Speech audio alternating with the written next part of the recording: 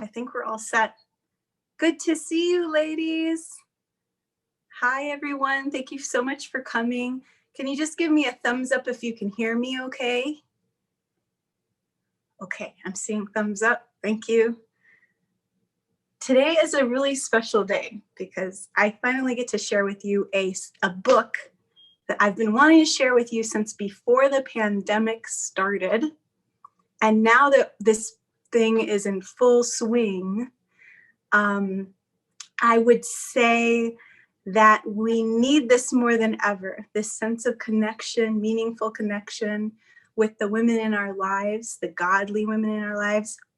I know for me, I've been really leaning into these relationships, although these women I haven't even met in person yet. God has knit together my heart with several women that have been in their own way, leaning in, encouraging me, bringing me accountability, and helping me to express who I really am in Jesus. And I can't say enough about how much relationships with women has changed my life and continues to change my life. So it's something that I'm really passionate about. When I came across Amanda, who wrote this book, All My Friends Have Issues. By the way, it has a byline. It says, building remarkable relationships with imperfect people like me. So it's not just about you guys having issues, right? It's me too. So when I came across this book and this author, I was so glad to finally have what seemed like a roadmap to being the kind of friend that has meant so much to me. Like that, I want to be the kind of friend that has been that friend to me that has changed my life. And now you see why I didn't write this book, because I'm not as good with words. But I just really want to be this kind of friend to someone else. And I have no clue how. As soon as I started digging in, it was really clear that this is what these women were doing. This is what made them different. This is what made the relationships different. And now I have something that I can kind of work toward, right? Kind of a plan. So this book, I am looking forward to doing a book club. If you would like to purchase the book, we can read it together. And as we know, it's always a process. I'm not some kind of guru here by any means. I am trying to learn by reading this book, and I hope that you will learn alongside me. So thank you for joining us, and I hope that gives you a little introduction as to why this has become something so important in my life. Now, several of you on the call are these women, actually. So I don't think you need to read the book, but I think that if you could see what you're doing that is working so well, then you could support other women too, whether in ministry or, just as you encounter more young women like myself who really desire to grow in this area of godly relationships. Now you'll know what it is you're doing so right and being able to repeat it. So I come to you in humility saying, please join me if you can, because we will support each other through the process. All right. So I have something special to share with you, and that is I happen to be in the presence of the author right now. Amanda is here. So let me unmute her and hopefully we can see her face. Hello. Hi, Amanda. Hi. How fun to get to be here. I'm Thank here you so humbly as well. Yes, Thank you. The byline is important, right? Oh my gosh. Yes. Yeah. Extremely important. Yeah. And it's so humbling to get to actually talk to people who might read it. I still can't believe it's in the world and someone wants to read about this little thing that I wrote about, but it's very exciting. If you wouldn't mind, I'd like to just kind of talk about the book a little bit, and then maybe give the ladies on the call a chance to ask any questions they may have about, the content or your approach. That would be really fun. Cool. So you said in the book that it's like divided by these 3 foundations of meaningful connection. Mm-hmm. So my understanding is that what makes certain relationships different and more apt to be used by God are these ideas of authenticity, encouragement, and accountability. Mm-hmm. Can you share a little bit about what those things mean to you and how they became like the foundation of the book? Yes.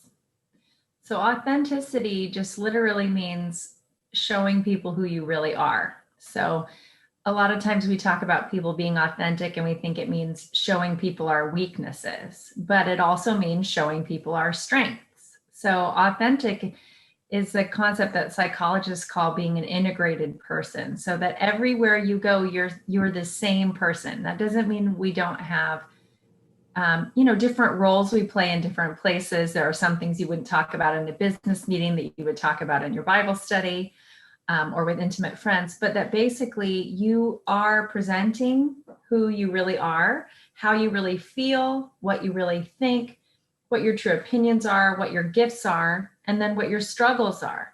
Whether it's, being authentic means sharing our real emotions about things, what makes us afraid, what we really like, what we really don't like.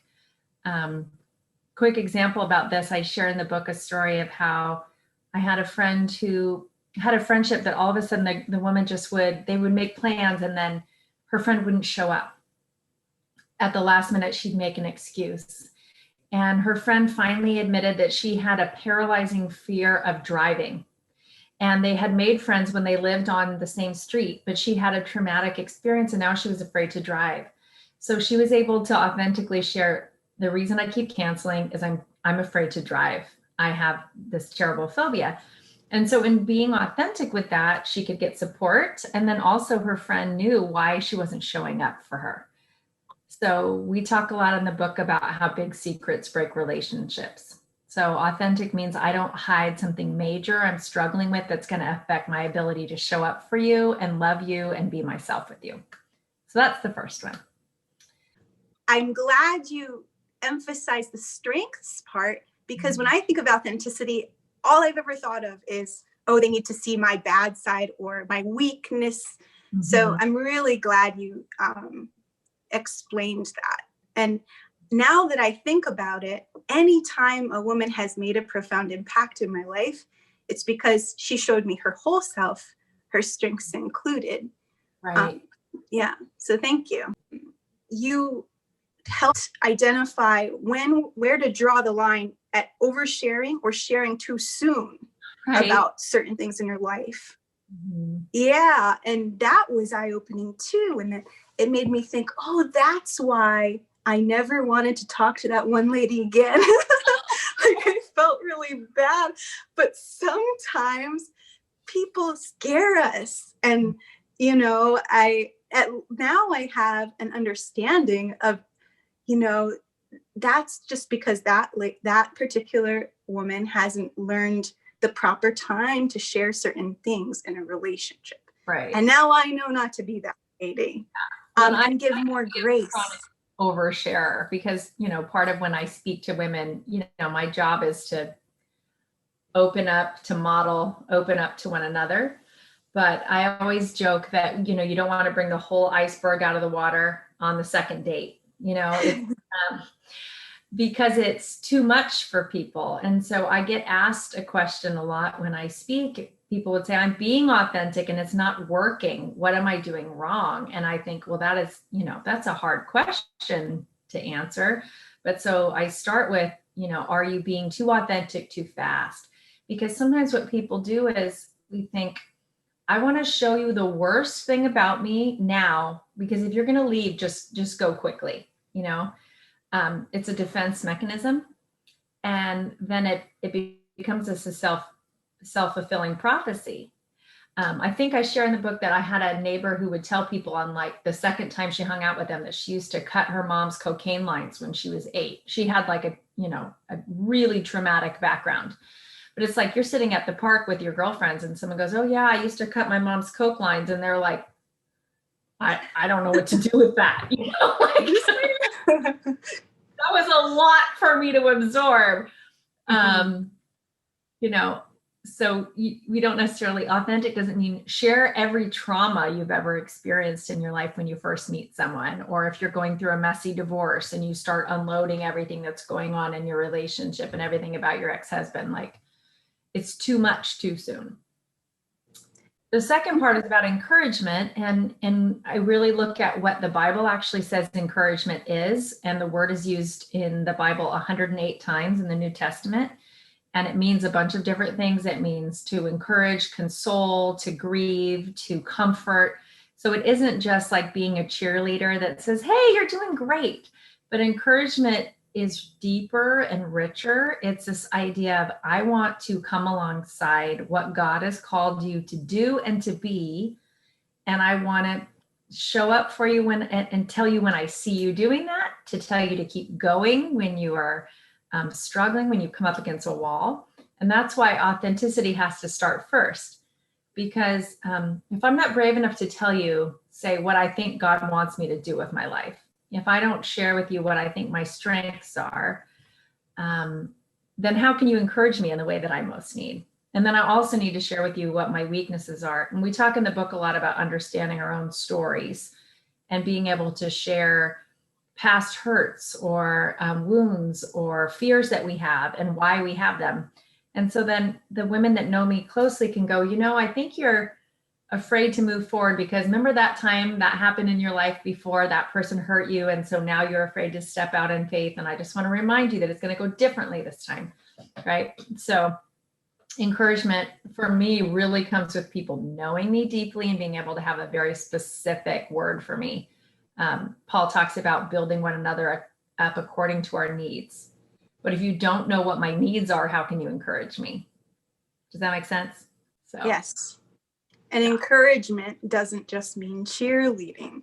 It's deeper. That's so important. That's where the change happens, I think. And that's what I think we really crave right now in this time of isolation, are people that know us well enough to be able to encourage us in God's way. Yeah.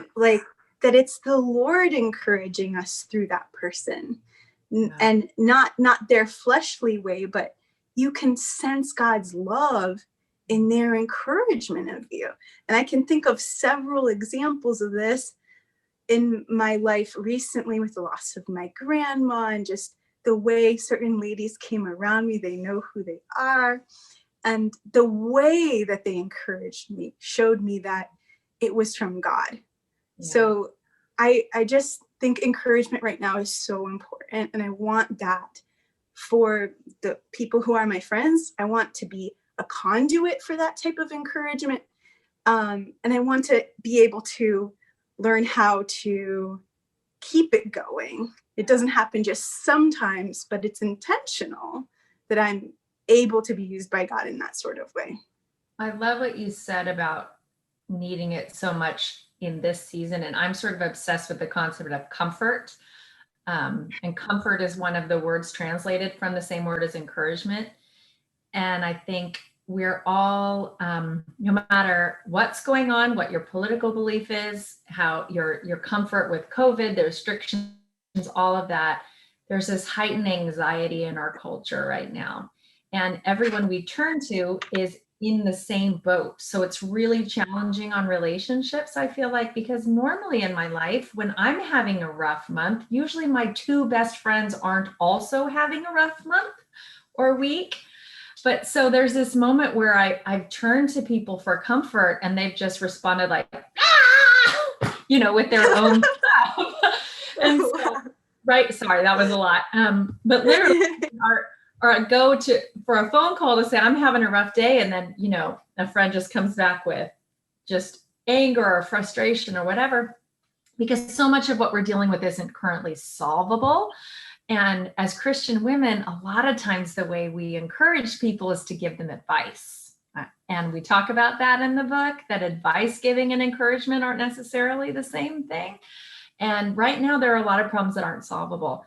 So we really do need God to be an ultimate source of comfort for ourselves so that we have something to give, and that we're really a conduit of his comfort rather than trying to draw it out of our own soul, because I just don't have that much. I've got 2 teenage girls at home that I'm trying to take care of them when their life has been completely disrupted.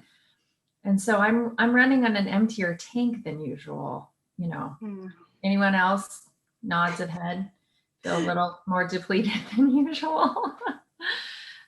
So if you want, I can talk about the last foundation is the concept of accountability. And this is, you know, foundational to Christian relationships. Like in community, we come into community because we want accountability to follow God's word. So when I'm talking about accountability in friendship, I mean between 2 women who have both agreed that God's word is good, that it is good instruction. Does that make sense? So I don't offer spiritual accountability to my friends who don't know Jesus, because it's not my job to get them to stop sinning. That's not my job. But accountability is a way that we say, you know, if I'm going to encourage you in your identity, I'm going to hold you accountable to do the good works that God has called you to do. And I also am willing to be brave enough to say when I see you stepping outside of the boundary of what God's word for you has said, because I love you. And it doesn't, you know, that is such for me, I did more research on how to do that well than anything else I wrote about in the book, because that's where we get into trouble, right? Like, where do we, you know, the book's called All My Friends Have Issues. And I think for me, the core question in relationships is what issue is too big of an issue that I need to leave? Because we're all imperfect and we have to love each other with grace. But what is a sign that like this relationship right now cannot work? And sometimes the litmus test is if you've asked me for accountability and I speak the truth to you and you don't want to hear it or respond with total defensiveness, and you want to keep going down a path that's very dangerous, what am I supposed to do? So the book really talks about how to practically navigate those things, because I think we've all been there. With some of our best friends, we see them doing something that seems a little crazy and we don't know if we should say something or not. And that's tricky. So accountability is probably the one thing that I really focus on in my relationships, at least at this stage of my life.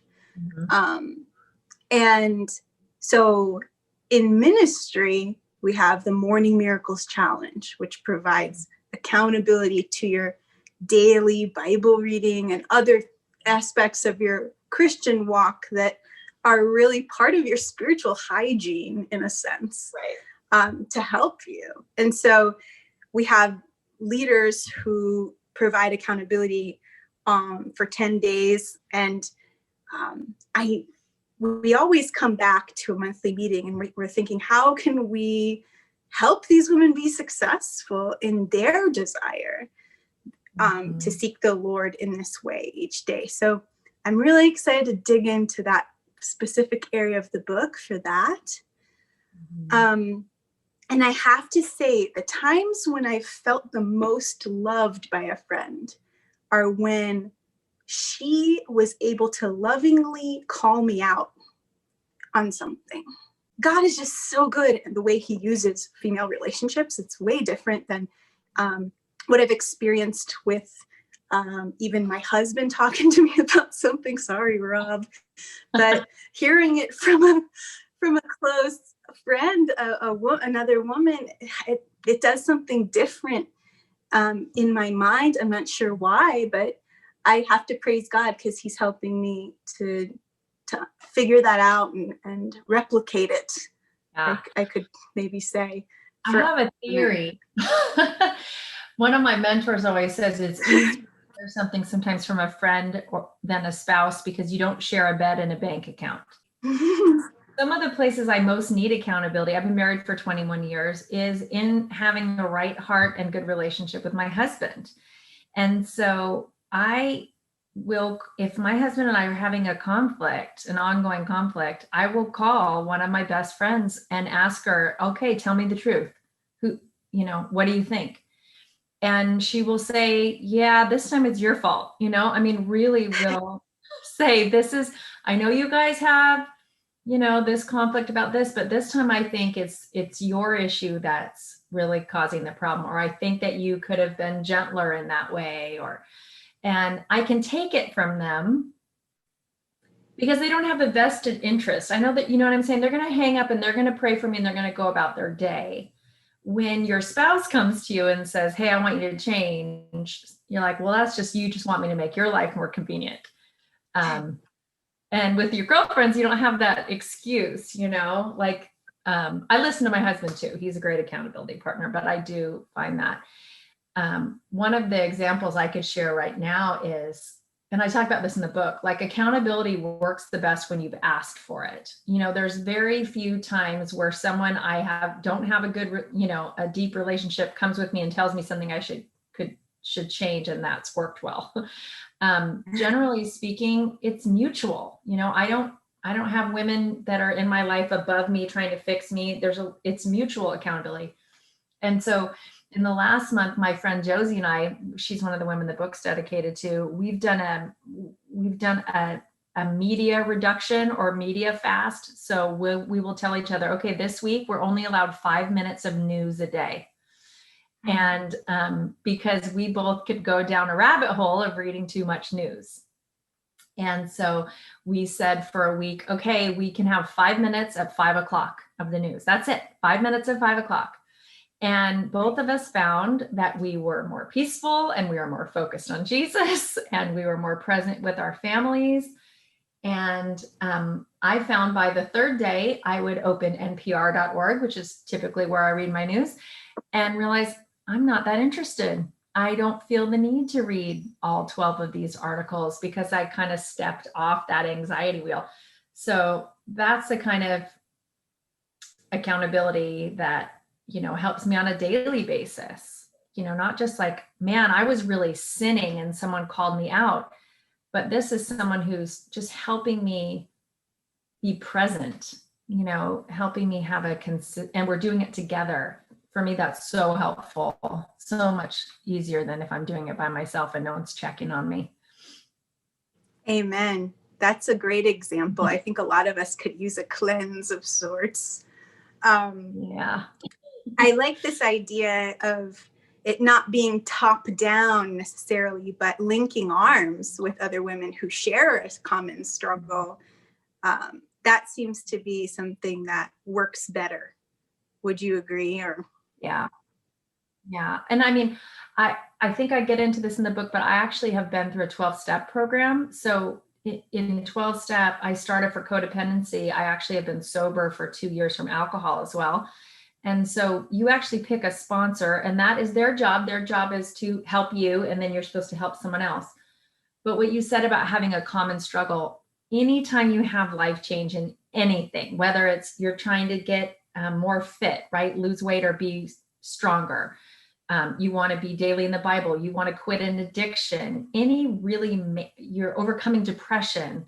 To have someone who has the same struggle and is mutually striving with you is the most powerful tool.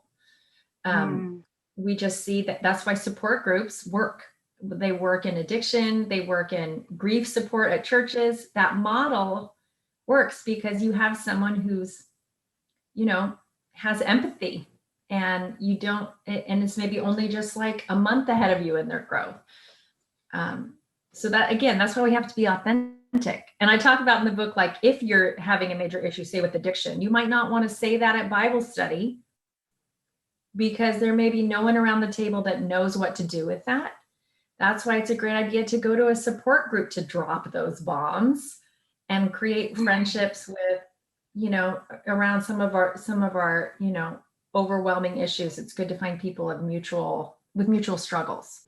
That's excellent advice. And this book is full of it. And I know it's partially because obviously you're coming from the perspective of a Jesus follower who's being used by God, and also because you've done the work to study it. And I really just appreciate that. A lot of mistakes too. I mean, years of just blowing stuff up. Why do I keep blowing? Why do these relationships keep ending the same way? And then you go, oh, maybe I'm the common denominator. Like, that seems that there's a lot of people hanging up the phone on me. What am I doing wrong? So I just think, God, why don't you send someone to our mom's group to teach us to make friends? And like 5 years later, he's like, how about you do that? Why don't, and I'm like, rats. I mean, it's hard too, because if you're a person who wants friendships, wants meaningful relationships badly, you can be used as a doormat sometimes. Like, and also drag your whole family into things, right? That's happened to me a couple times because I didn't seem to have the skills to navigate some of these more challenging and time-consuming relationships. That's never happened to me. I've never gotten involved. Of course not. Lives to I'm going to have to find another book. My biggest issue is that I'm a rescuer. I want to help. I don't know if any of you have studied the Enneagram. I'm a 2 on the Enneagram. We're the helper. And I was interviewed by a woman who wrote a book about it. And she said that 2s have the LeBron James build for codependency. We just like, if you love to help people, it is really, and our sin is pride. I think I have what you need and I want to be where I'm needed. And that can be dangerous. So I've learned a lot about boundaries, a lot about not over helping, not trying to get my value in relationships by being the one who always knows what you should do. Yeah. In this world of always on, when people can DM you at 2 a.m. So it's just tough with the internet, I think. The boundaries have been blurred, and the connection seems to never really be totally off. The world is not my immediate family. And I think what I appreciate about you is that you've been through that. So part of this is sharing from that perspective of, here's how I've been able to get out of that type of thing. Yeah. Cool. I wanted to really quick just highlight what you said was the most important thing in any relationship. And you said it's grace. And I have to agree with you there. So before I open to questions, could you share just your thoughts on that, how grace comes into play? And then ladies, get ready to ask away. Well, at the beginning of the book, the passage that I chose that I think of as the theme in the book, in the Message version, is most of all, love each other as if your life depended on it, because love makes up for practically anything. And the NIV is love each other deeply, for love covers a multitude of sins. And perfectionism is just the enemy of relationships. So I have to walk in every relationship understanding that I am going to need grace and forgiveness, that even with all of my best effort, my research, my knowledge, I'm still going to fall short sometimes. And that needs to be okay. I need to understand that. And God's grace allows me to do that. I joke that I just finished my Bible study series on the book, and I talk about God's grace and his love is like Pepto-Bismol. Some of you remember those old commercials, that the one that coats. And so God's grace and love just like covers me so that all my little stings and buttons are, I'm not so hypersensitive to your criticism, because God forgives me. I believe that you will be able to too, and I don't have to be perfect to be lovable. And I think actually having grace for myself is the most important thing for me in a relationship, that I don't need to show up perfect. And then secondly, I have to understand that there is not a woman out there that I'm going to be close to that isn't going to hurt me or isn't going to let me down sometimes, because she's just a human being. And love is a long-term game. Even sometimes with my closest friends, I've said, this is hurting me. I need you to stop this. And they say, okay, but they can't immediately stop it. Same thing happens with my husband. So I have to continue to have grace for her and accept where she's at and what she's able to give. So beautiful and so true. I hope that this has helped everyone who's listening live on the call and also watching the replay to understand what this is all about, this book, and how it could potentially help you. And maybe you've identified a few pain points here that will that you're excited to dig into and learn about in the book, because we could all use a little bit more wisdom. I think I know I could. Ladies, I'm looking at the picture of everyone who's on to see if anyone has a raised hand of a question you might have for Amanda. Okay, Andrea's raising her hand. Hi.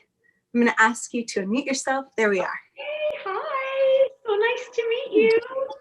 Nice to meet you. I don't have the book yet. I just ordered it. But something that really that you just spoke about, the most important thing in any relationship is grace. And can you just elaborate on that a little bit? The whole, your definition of grace, or what examples that could involve? Mm-hmm. So grace is the foundation of the Christian faith, right? We understand that it is by grace we are saved, not because we're perfect, but by faith we've been saved because God is merciful. And so if we talk about grace in relationships, for me, we can make a connection that being perfect and being lovable is not connected. In the world, we prove our value through our actions. We prove that we are lovable and worthy, and it's a constant struggle to prove that we are lovable and worthy. And if God has called me worthy, and he has claimed that I am beloved, and it is his will for me to be in healthy relationships, then I can step into it with more confidence. I think we have, I have a woman that I sponsor in my relationship 12-step program, and she's always asking me, why do I set boundaries in relationships? Is it because I deserve it? And I said, no, it's not because you deserve it. It is because it is God's will for you. Let's just forget about what we deserve and just talk about what is God's will for me. And God's will for me in his grace is that I should be loved. And God's will for the people around me is that they should be loved. That is the primary thing. And so I have a woman I mentor who's not a Christian, and she'll say, I made this mistake and I'm shaming myself and I don't know how to stop feeling like a bad friend because I made a mistake. And what I tell her is, I don't know how to help you either, except to tell you that my God tells me I'm forgiven. And if God can forgive me, then I can believe that you, my friend, can forgive me and that I am still loved. And so I don't know how you give grace without understanding that God gives it to you first. I know people do it, but yeah. But then that gets us into a whole thing about, well, how much grace is how many times do I forgive? Well, Jesus said you forgive forever, right? But does that mean I reconcile and stay in intimate relationship with someone? Not necessarily. And that's a whole nother subject. So, I think we have two kinds of mainly relationship problems with women. We have some that will put up with way too much and, give grace after grace after grace after grace because they've been taught to forgive 7 times 7. and they just get their butts kicked and they're not loving because the person that they're in relationship with isn't getting accountability and love and truth. Or we have women who the second you do something wrong, I run away because it's so scary for me. If you're going to hurt me, I can't be here. And so those are both issues of grace, right? It's unreasonable for me to believe that you'll never hurt me. So I'm trying to find that balance in the middle of, in the book we talk about deal breaker issues. What is an issue that says, I forgive you, but I got to go? That was a long answer to your question. Well, you got a nice thumbs up from Andrea. Thank you. So, sounds like you did it, Amanda. You passed the first test. I mean, that's such an important topic, Grace. And I feel like the older I get and the more I experience of life, the easier maybe it is, as long as God keeps a soft heart in me, doesn't allow the world to harden my heart, the easier it becomes to kind of understand where people are coming from at times. Yeah. Totally. I think one of the best pieces of advice I ever got is the way people treat you is more of a reflection on them than you. Right. I didn't say that right either, but I think you know what I'm saying. Yeah. One of the things that I've learned in the 12 steps, we talk about it is not necessary for me to like everything that I accept. The first time I heard someone say that, I'm like, no, it's not possible to accept things I don't like. I have to make things I don't like to change them. The more, I have some relationships I wrote about in the book that are 20 years long. And there are things about a couple of my best friends that I don't like. I wish but I accept them. I don't keep trying to change them. I accept them. I am sure there are things about me they don't like. And that's terrible. I don't like it. I'll be honest with you. I don't want grace. I want to earn it. I want to be the most lovable, best person in your life, in my flesh. That's what I want. But I have to get grace like everybody else. This year has been a real strain in one of my best friends, between one of my best friends and I, because we don't agree about politics. And we did not realize how much we did not agree until this year. I don't know why we've been friends for 20 years and suddenly we realize, whoa, I'm like, and we're not on ethical issues, not even something major like abortion, but just what I believe the function of government is. She believes the function of government is this, like they're this far apart. I don't like it. I think she's wrong. I think she's wrong. And I tried for months to believe that she's right, to go, no, I could see her side. Laura, I can't. I don't see her side. I think biblically she's wrong. So I'm in this place of, can I accept that though? Can I think she's wrong about this one thing and still really value her friendship and accept all the other wisdom that she has to give me? I hope the answer is yes, but so these are some of did anyone relate? Like, do you have people that you just love, but you just really disagree with? And is it possible to stay in relationship with them? We're seeing this people are losing family members over differences in politics right now. And I'm not going to say politics doesn't matter. It does matter. It's our ethics. It's our deeply held moral beliefs. Sometimes living in America, we want to evoke change that we think is important. But is what we believe the function of government going to break up our relationships? Not if we can accept that we have a different opinion. Thank you so much for bringing that up, because I have to say that's been one of the most challenging landmines that I've come across in relationships over these past several months. And it's been shocking to see how quickly people are willing to throw away entire relationships and friendships over just a few words. It's really hard. And I think, I will be really honest, in that relationship, we are actually having to take a little bit of space where we're talking to each other a little bit less because we are both a little bit too worked up. And we've said, we're not going to talk about this subject. And then it just comes out because it's just everywhere, you know? And the pandemic has affected our politics because the government's affected our daily lives in a way that my generation has never experienced. We didn't have a draft, you know, we haven't been to war. So it's tense. So grace is also long. Like sometimes saying we're going to table this topic or we're going to be a little more polite and a little less intimate for a little while because it would be better for us to have a little space than for us to blow up this relationship. And space is okay. That's important. Yeah. Space doesn't mean the end. No. That's good. So, I'm seeing some relationships deepening through the process too.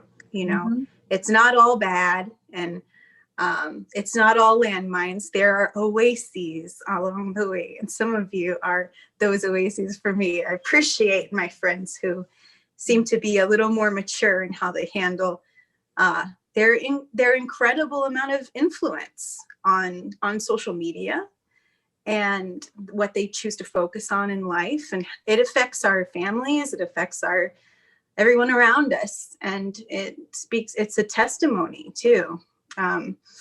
So thank you, Amanda. That's important. And thank you, Andrea, for that question. It's just such a deep topic and we could go on and on. Speaking of which, ladies, did we have any other questions?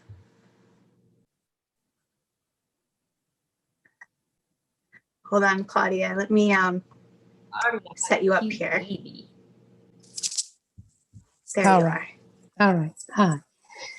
I would just want to ask what you think if we have some friendships that has a season, just because we have these major events in life and maybe we change so much that then when we see each other, we love each other and respect each other, but we don't have so much in common anymore. And it's difficult to go the same road. I don't know if I love that question. That's such a good question. There's actually a bonus chapter, Laura, I will send it to you, that didn't make the book. It's in the audiobook. So if you purchase the audiobook, it's in there.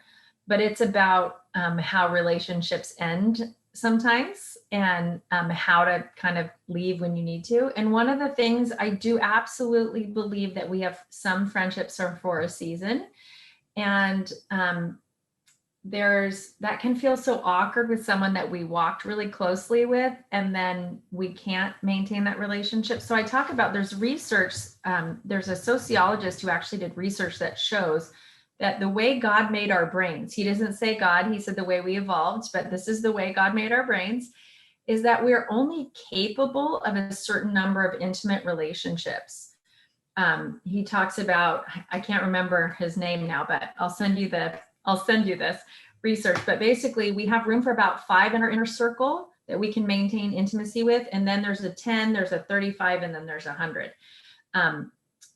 And so it's natural that as our, I can send you the PDF of yes, I will send you, someone just asked, can we get it? I will send you the PDF of the bonus chapter so that you can read it digitally. But so it's not possible to stay close to every person we've ever met and loved and been in relationship with. It doesn't mean something bad about us or them. And I talk about in the book about how you maybe run into that woman who you were in Bible study with, or your kids were at the same school, or maybe you even worked together and you saw each other all the time. You had an intimate relationship. And then you see each other and you say things like, hey, stranger, where have you been? We have to get together. And the reality is, you're not going to do that. Like, what if instead we say, I'm so happy to see you. It's been so great to spend time with you today. Like maybe you run into her at a party or at a family gathering. And then we release ourselves from that guilt, because yes, we're only capable of walking in intimacy with a certain number of people at a time. And I will tell you that God has used some women so powerfully in my life that I was so intimate with that I barely talk to right now in this season of my life. And I think that the enemy wants to shame us with things like that. Like, you're not a good friend, you should have kept up with that. But instead, I want to receive the gift that God gave me in that time and release us both. I'll give you a really specific example. I had a woman who we were very close in ministry, and she's my mom's age. And so she filled this beautiful we had this sort of mother-daughter sweetness in our relationship. And then I went through a phase where I was going through a really difficult time with my mom, where I had to set some boundaries in which my mom and I like barely spoke to each other for a few months. And it was really painful. And in that time, I was not close to that mentor anymore. And she and I met years later and talked about it. And she said, I could not have walked through that with you because it would have felt too personal to me. Like, I would not have been able to encourage you to separate from your mom because I would have taken it personally. I would have thought, what if it was my daughter? And she said, so I think God released us for a period so that you could go through that and I wasn't going to hold you back. It's kind of wild, right? But so that's my concrete example of like, yes, there are seasons. And before I learned that lesson, one of my friends, Terry, she says everyone in her life has left her life with claw marks on their backs. Like, don't leave me, but it's okay to let, for life to change, for you to grow, for you to learn things that they can't journey with you on. That's all right. Beautiful. Oh my gosh, I'm thinking about those claw marks, and I know I've left a few. Thanks for that question, Claudia. That's a great question. Yeah, really great question. And thank you, Amanda, for this bonus chapter. This is exciting. I feel like this is a much needed conversation that's going to last over several weeks for us within the We Are Ambitious Christian Women group. And I invite you all to join us, drop in, listen, to take what you need, and apply it to your lives. And I think for me, the reason I made the book club is part of accountability. What I've been noticing about myself is I like to do things in community. I'm glad that we can walk through it together. Eva asked a question. Do you want to ask with your voice? No, she does not. So what made me write the book? God made me write the book. No, so I had written another book, which hasn't been published yet. I'm still working on that. And signed with a literary agent. That book is now called Meeting Needs and Taking Names.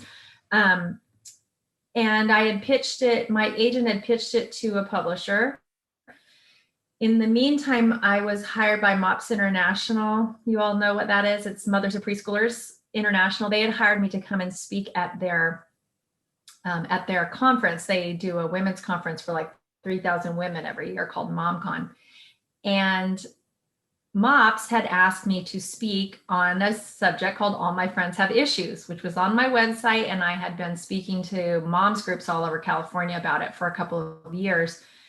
So my publisher, my current publisher, saw me on the roster for MOPS International and called my agent and said, will she write a book called All My Friends Have Issues? And I said, yes, I will.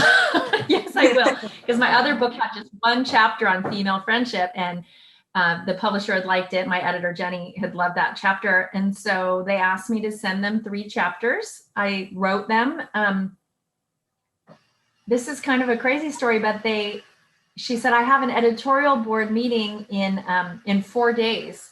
Do you think you could get me 3 chapters in the next 4 days? And I said, sure.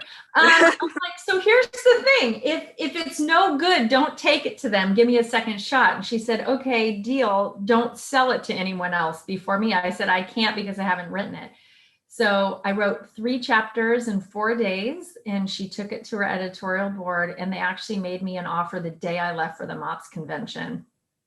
So it was totally God. This was not the book I planned on writing. It was not the first thing on my heart to write about. And now I'm just so grateful that, I got to do it.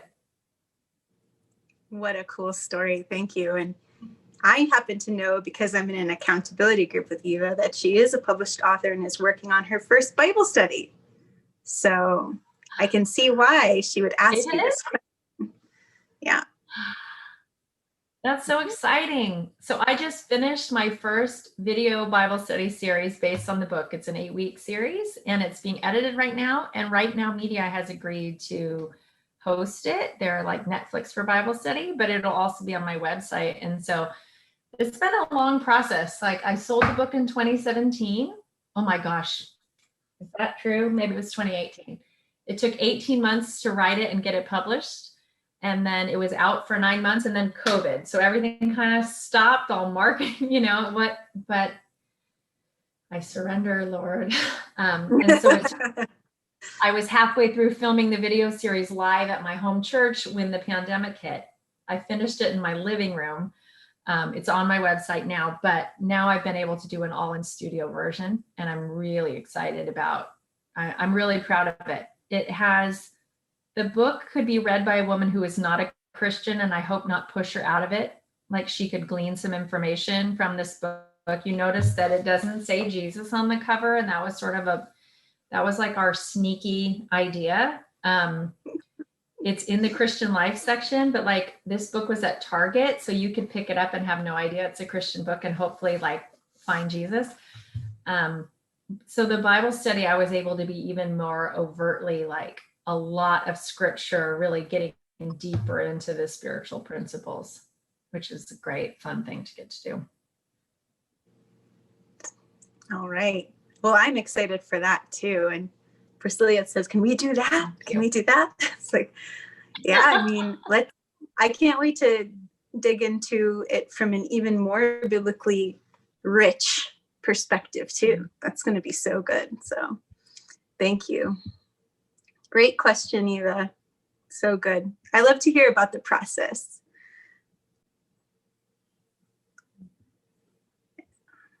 So, unless we have any other questions, I feel like we can release Amanda back to her daily life. Thank you. It was so lovely to be with you. Thanks for your questions, and I'll come back. Bring friends. Of course.